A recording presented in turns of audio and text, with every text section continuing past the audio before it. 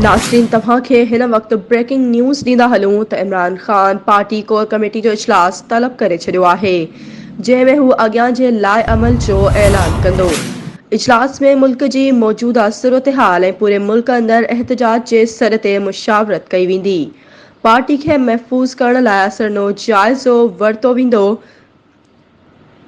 नाज़रीन तव्हां खे हिकु भेरो ॿीहर तव्हां खे ब्रेकिंग न्यूज़ ॾेई रहिया आहियूं त Imran Khan party corps committee जो इजलास तलब करे छॾियो आहे, जंहिं में हू अॻियां जे लाइ अमल जो ऐलान कंदो। इजलास में मुल्क जी सूरत-हाल ऐं पूरे मुल्क में एहतजाज जे सर ते मुशावरत कई वेंदी। पार्टी खे मज़बूत करण लाइ असरनो जाइज़ो वरितो वेंदो।